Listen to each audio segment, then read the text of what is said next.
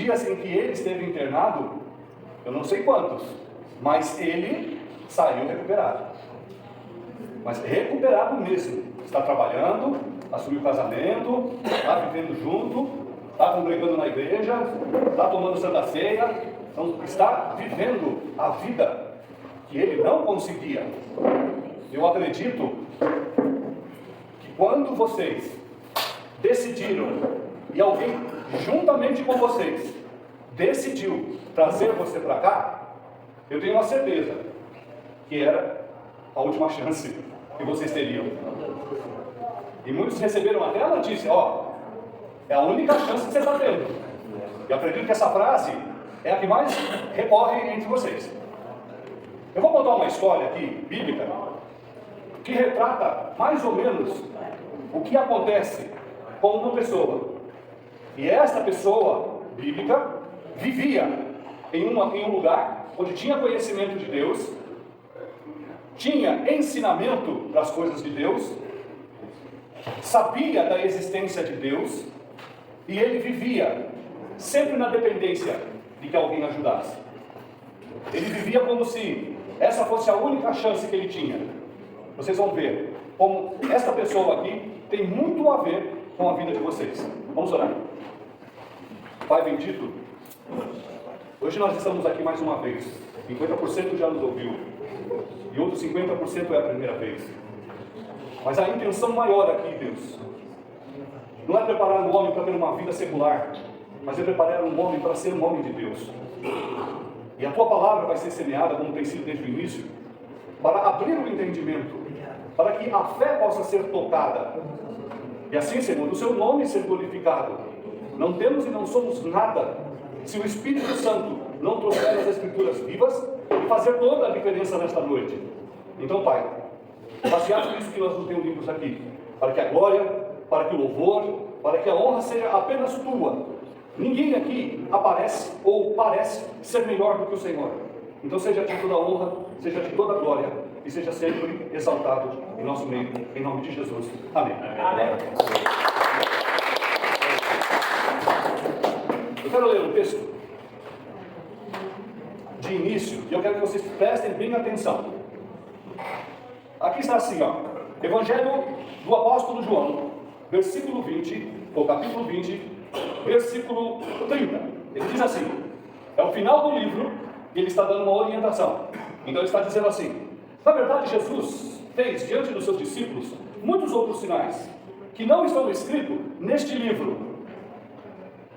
Estes, porém, foram registrados para que creais que Jesus é o Cristo e o Filho de Deus, e para que crendo em seu nome, tenhais vida. Olha que interessante. Vocês entenderam? Ele disse que Jesus, ele fez muitos milagres. E esses milagres eram sinais. O que é um sinal? Vou dizer, você acorda de manhã, olha para o céu, ele está meio nublado, dá aquele vento fresco, você logo prevê que aquilo é um sinal que vai chover. Então você consegue fazer a leitura do tempo e de coisas que estão acontecendo e prever até situações ruins que estão avançando contra você. O que João está dizendo, que tudo o que Jesus fez na terra eram sinais para provar que ele era tudo aquilo que ele estava dizendo ser. Consegue entender? Presta atenção. Jesus, ele não era da terra. Ele sempre foi do céu. Pense o que quiser. É um extraterrestre? É uma pessoa que não era humana? Mas a diferença de uma crendice para uma realidade é que ele é. Então ele tem uma existência. Agora pensa, como uma pessoa que vive num outro lugar, vindo na terra, assumindo um corpo humano, as pessoas sabendo onde ele nasceu, quem era a mãe, quem era o pai, quem eram os irmãos, como é que esse cara, ele ia dizer, eu vim do céu? Quantos iriam acreditar nessa fala? Ninguém, porque viram ele crescer, viram ele brincar com seus filhos, viram ele comer, viram ele beber, e ele diz, eu não sou desta terra, no mínimo existem duas possibilidades. Ou ele é o que ele diz ser, ou ele é esquizofrênico, ou ele é algum doente psiquiátrico, sem tratamento. Então, o que é que Jesus precisava fazer para provar que ele era de lá e que estava aqui? Sinais. Andava sobre as águas, multiplicava os pães, transformava a água em vinho, ressuscitava mortos. João, o que escreveu esse livro, ele está dizendo, eu andei com ele, eu toquei nele, eu ouvi o que ele dizia e eu vi tudo o que ele fazia. Só que eu não vou escrever tudo o que ele fez, porque não dá. Mas o que eu reservei e eu coloquei neste livro é suficiente para que quando vocês começarem a ler e terminarem de estudar, terminarem a sua leitura, quando vocês começarem no capítulo 1 e terminarem lá no final, a intenção que eu estou escrevendo, estes sinais, é para que vocês creiam que aquele que era lá de fora e que veio entre nós e andou como um de nós, ele é exatamente o que ele está dizendo ser o que é.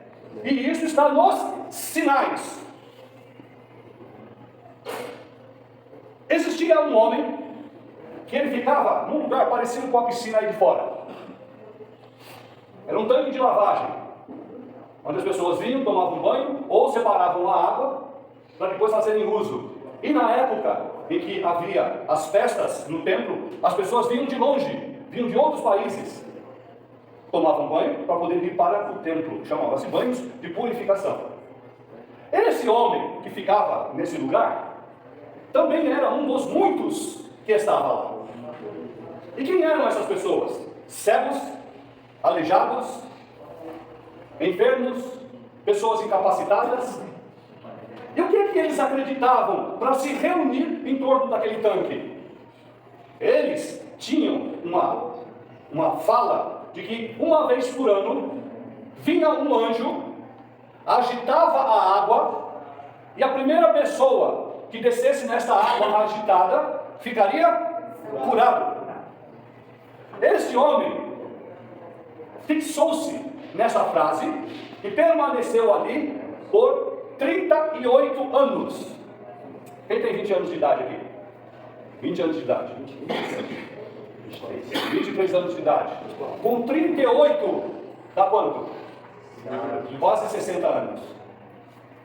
Provavelmente, esse cara começou a ficar em torno dessa piscina com 23 anos de idade. E estava com 60 anos, já passou para a maioridade, e ainda estava esperando o anjo agitar as águas para que ele pudesse ter a chance de entrar e ser curado. Ele passou uma vida inteira esperando. E o que esse cara era? Aleijado. Ele não conseguia andar.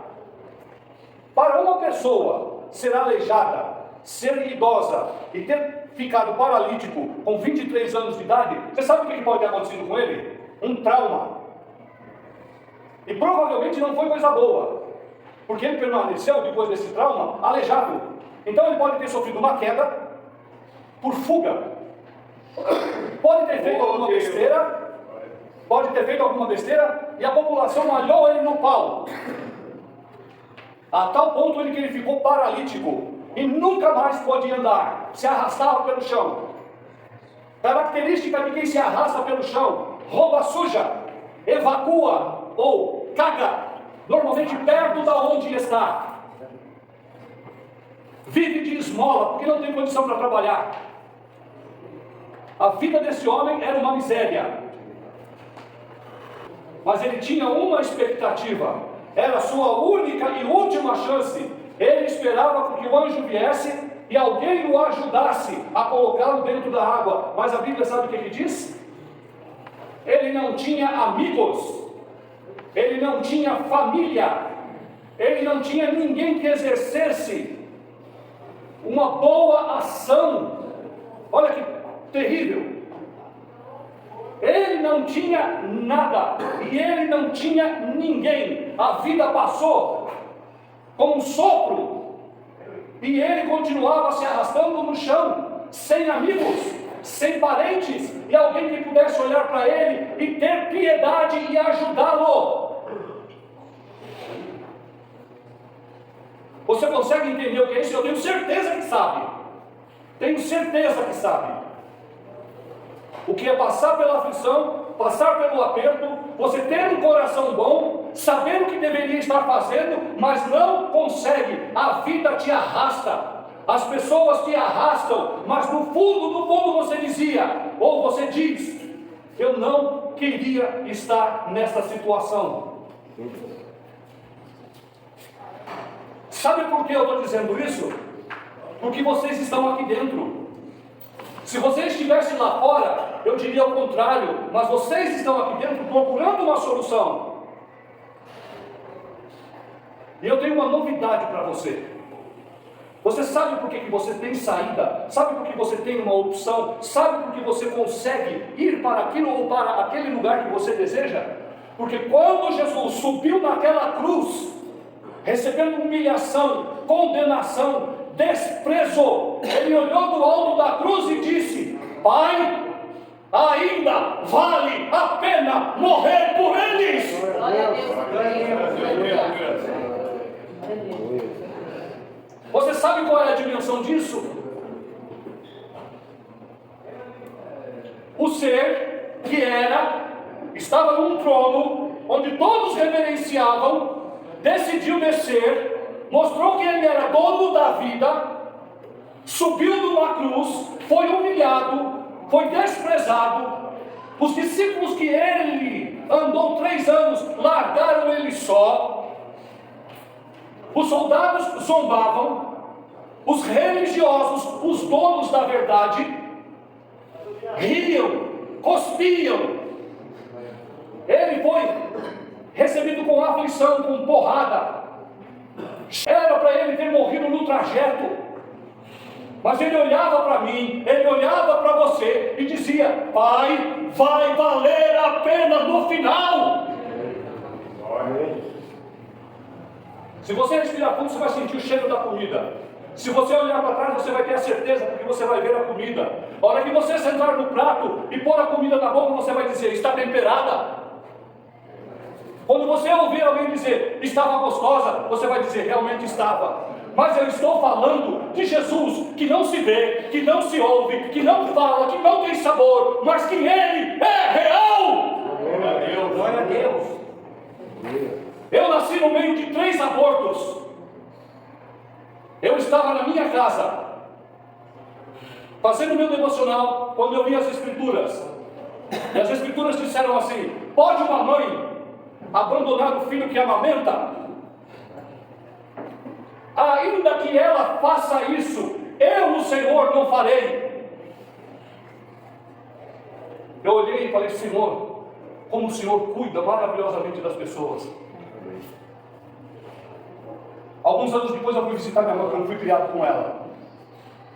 E minha esposa do lado, a minha mãe disse: antes de você nascer, eu fiquei grávida. E eu abortei você. Abortei o primeiro. Depois eu abortei o segundo. Aí eu fiquei grávida de você. Não sei o que deu em mim. E eu continuei com a gravidez, você nasceu. Fiquei grávida a 4ª vez. Aí eu tirei. Você sabe o que ela quis dizer? Eu não sei o que deu em mim e deixei você nascer. Quando a minha mãe ficou grávida de mim, ela ia me desprezar. Mas se uma mãe pode desprezar, o Senhor disse: mas eu não vou desprezar você. Eu estou de pé aqui como prova de que Deus cuida da vida do ser humano. Ele cuida de cada um de nós. Eu tive a minha chance, eu entendi o meu chamado, por isso eu estou aqui. Eu tive Covid em 1920. Foi, 2020. O médico de quem eu peguei morreu. Eu fiquei entubado 12 dias. Os médicos me desenganaram. A minha prima estava lá em Maceió. Ela se ajoelhou na cama e começou a orar por mim. Ela impôs as mãos e ela sentiu como se eu estivesse deitado na cama dela. Ela sentiu um toque no meu peito. Aleluia. E ela disse: Senhor, o teu Espírito Santo é vida, e teu Espírito Santo está nele. Tira-o da morte. Os médicos estavam querendo deixar eu fazer uma tomografia só para descartar morte cerebral. Eu coloquei no grupo do oleiro, eu coloquei as condições em que eu fui fazer a ressonância, a eletroneuromiografia, eletroencefalograma, aliás. Eu estava sem sedação e entubado. Quando ele fez o exame, aparece o resultado: paciente sem atividade cerebral. Mas quando Deus olhou, quando eu estava no ventre da minha mãe, Ele teve compaixão e disse: eu não vou te abandonar. E eu levantei daquela sepultura, eu levantei no dia do Covid, e estou aqui sem sequela nenhuma. Então eu sei o que eu estou te dizendo. Existe um Senhor que desceu do trono, Ele se fez homem, Ele falou a linguagem que nós entendemos, Ele fez os seus sinais, curou, libertou, transformou e disse: eu sou a vida. Obrigado. Nós não estamos fazendo uma reunião para dar bons conselhos. Se fosse para isso, eu nem viria. É verdade. Porque o mundo vai para o inferno cheio de bons conselhos. Assim como aquele homem ficou 38 anos esperando uma coisa que não existia. Até que o Senhor Jesus se apresentou a ele e disse: o que você quer que eu te faça? Estou vendo que você é mau, está mal. Faz o seguinte: você quer ficação? Senhor, eu não tenho ninguém que pode me jogar dentro da água. Vou perguntar para você, não precisa responder. Você veio para uma casa de recuperação. Aí eu te pergunto: você quer ficação? Mas o que você está olhando? A medicação que entra? O tempo que passa? Conselhos vazios? Você está aqui aquele homem que ficou do lado da piscina esperando um anjo aparecer, mas mesmo quando ele aparecia, não tinha ninguém do seu lado para te ajudar? 50% já está na rua, da última vez que eu vi. 2 meses. Como você vai querer passar o seu resto de tempo? O que você espera daqui de dentro? Que o tempo, que a necessidade, que a vontade passe? O pecado está lá fora e está aqui dentro. Onde você for, o pecado está em você. O vício vai estar em você. Mas a resposta que você tem que dar é: o que eu estou esperando de mim? Quando Jesus se aproximou dele, ele perguntou: você quer ficação? Ele disse: quero, mas eu não tenho quem me ajuda. Então Jesus disse: pega a tua cama, levanta e sai daqui. Porque ali não era o lugar dele estar. Sabe quantas pessoas tinham ali? Centenas de pessoas. E Jesus só apareceu para uma única alma. Aqui está cheio de gente. Mas ele não está falando com todo mundo. Ele está falando com você. Consegue entender a diferença? Você tem um nome. Você tem um RG. Você assenta numa cadeira. Você veste uma roupa. Você é uma pessoa, e Ele veio para dizer a você que Ele é a vida. E a tua vida não depende do pecado, não depende do que te dão, não depende do que rouba, não depende do que te veste. A vida depende dEle. Se você entender que Ele veio do céu, foi humilhado para que você tivesse uma única e verdadeira oportunidade, hoje você vai se levantar dessa cadeira e vai dizer: eu estou livre. Aleluia. Meu Deus, eu não vim dar bom conselho, eu vim apontar que existe uma porta de saída e ela se chama Jesus Cristo. Qualquer igreja que vier aqui, qualquer religião que vier aqui, qualquer pessoa que der um conselho aqui, não dizer, não falar, não viver o amor por Jesus, você está enganado.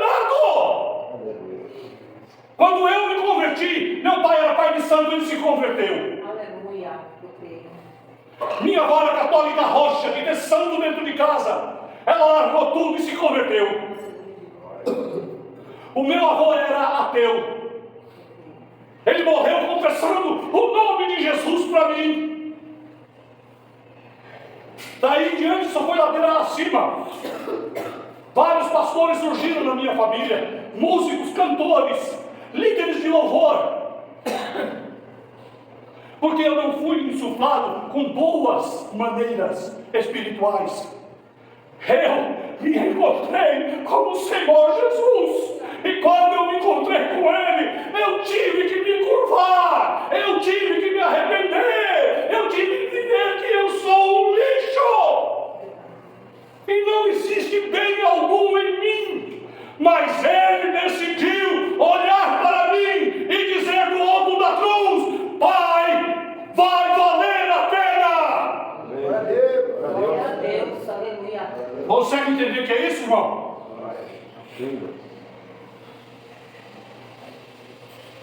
Jesus manda ele levantar. E ele não levantou porque ele foi curado. Aleluia. Quando ele se levanta porque Jesus deu uma ordem. Ele se levantou porque Jesus disse: levanta, toma tua cama e anda. Aleluia. Porque Ele disse com a sua voz. Ele não disse: você precisa de 7 sessões de fisioterapia. Não que isso esteja errado. Você não precisa de uma avaliação da neuro. Você não precisa de uma avaliação do ortopedista. Pega a tua cama, levanta e anda. O que você está esperando quando você sair desta internação? Fala para mim. Olhar para trás? Junto a um grupinho que entende, que é entendido das coisas e sair melhor lá fora? Para fazer o errado um pouco melhor? Ou você é aquele que está sozinho, que não tem amigo, que não tem família, que não tem ninguém que se compadece, mas que Jesus disse para você: você quer ser curado? Então levanta, toma a tua cama e anda, vai para a tua vida. Glória a Deus. Glória a Deus. Eu construí a minha profissão, como todos nós, sem saber de nada. Era jovem, perdido, pobre e cego. Até que andando na rua o Senhor falou comigo: quadros. Foi aí que eu comecei a pintar quadros. Eu sou artista plástico por ser autodidata. Nunca fiz aula. Nunca aprendi nada com ninguém. Comecei a pintar pedaço de madeira.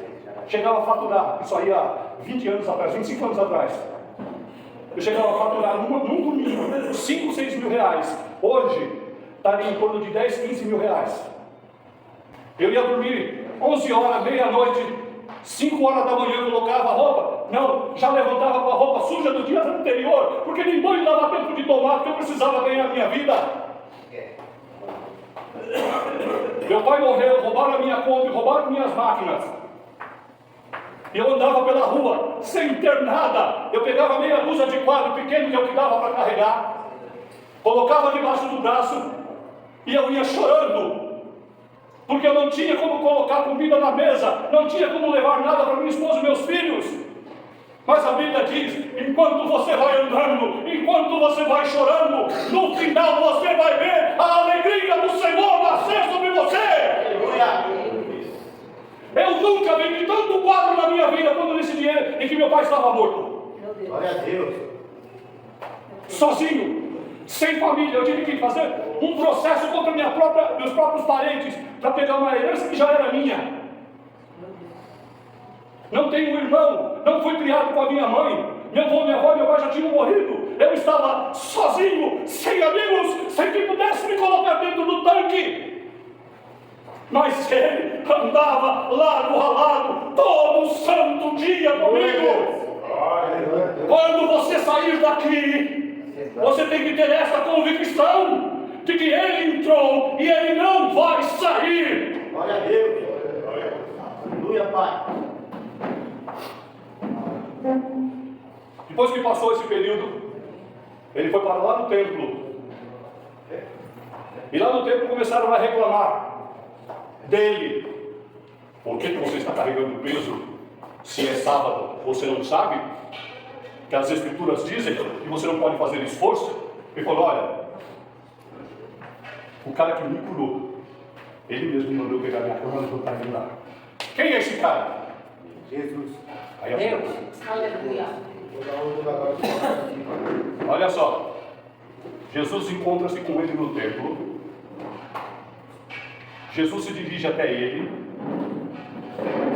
De novo, uma hora na água, outra hora no templo. Jesus olha para ele e diz, estou vendo que você está curado. Segunda frase, não peques mais, para que não te venha coisa pior. Sabe por que ele era paraplégico?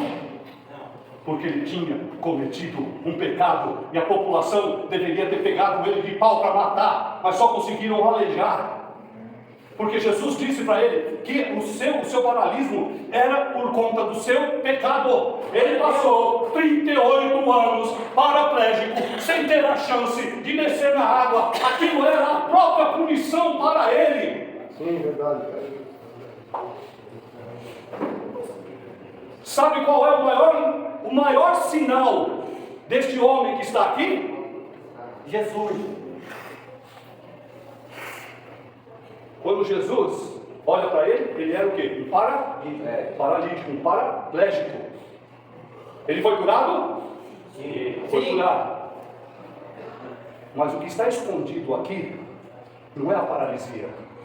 O que está escondido aqui é a causa da paralisia. Ele estava paralítico por causa do seu pecado. Não tem pecado grande nem pequeno. Ele estava lá por causa do que ele fez. Ele fez alguma coisa séria. E Jesus disse que aquilo estava em demasia. O pior que Jesus se refere é ser lançado no inferno. Porque o cara que pecou foi fuzilado, andou paralítico, e ele já estava com 60 anos de idade, ele estava aguardando a sua cadeira no inferno. O maior sinal que Jesus desceu para mostrar aqui na terra não é o fato de levantar um paralítico, não é o fato de levantar um homem da sepultura. O maior sinal de Jesus quando ele desceu na terra foi dizer: estão perdoados os teus pecados. E a prova de que ele foi perdoado, ele levantou e saiu andando, porque quando Jesus se aproximou dele, Jesus não queria saber se ele era ou quem ele estava, ou se o pecado fizesse ele daquele jeito. Se o pecado fosse maior do que Jesus, Jesus iria virar as costas e dizer: você não é digno de mim. Sim, verdade. Mas para provar que ele desceu do céu, para provar que o homem tem pecado, ele desceu e disse: os teus pecados estão perdoados, levanta, toma a tua cama e segue a tua vida. Eita glória! Você está aqui por consequência do seu pecado, dos seus erros. Você não tem ninguém que possa ajudar, você está na mesma condição. Mas eu estou aqui para te dizer: Jesus não está olhando para aquilo que você fez, Ele olha para o futuro e diz: há uma chance para você. Oh, Deus maravilhoso! Ele diz que Ele é o caminho, Ele diz que Ele é a verdade, e Ele diz que é a vida. O caminho, porque não existe outro que veio do céu para salvar o homem.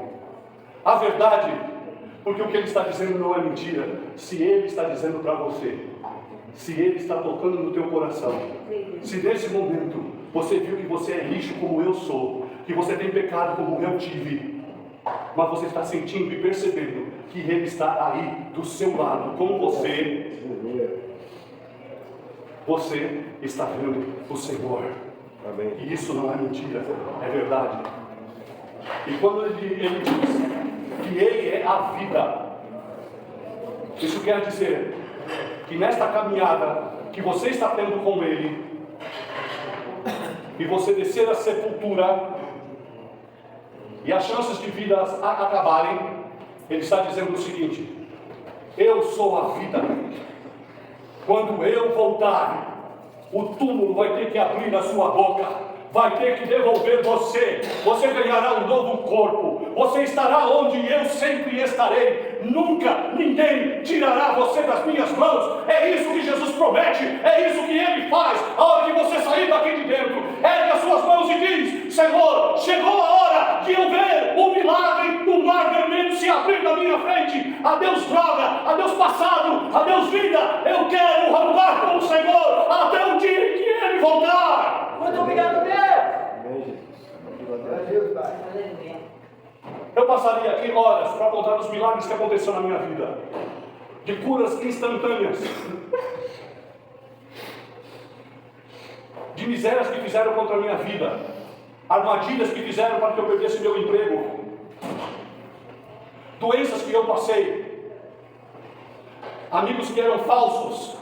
Eu vim dizer para você que se Ele é o motivo da sua fé esta noite, você não cheira, não ouve, não vê e não pega, mas você, com a sua fé, está vendo Jesus do seu lado. Você, com a sua fé, está percebendo de que Ele é a verdade. Você, com a sua fé, está percebendo que nunca ninguém falou de Jesus desse jeito. Aleluia, Deus. Obrigada, Deus. Esta é a tua hora. É a hora de você brilhar. Enquanto Ele está na cruz, você está exaltado. Enquanto Ele estava na sepultura, você está perdoado. Enquanto Ele está lá no céu, a presença dEle vai te carregar para o resto da vida. Tudo o que é, só pode ser se Ele estiver junto. Aqui não é bom conselho, é a palavra de Deus. E o próprio Senhor diz: você quer saber se o que eu estou dizendo é a verdade? Começa a praticar. E você vai ver que na prática da verdade, você mesmo vai saber que eu existo, que eu sou verdadeiro e que eu te amo.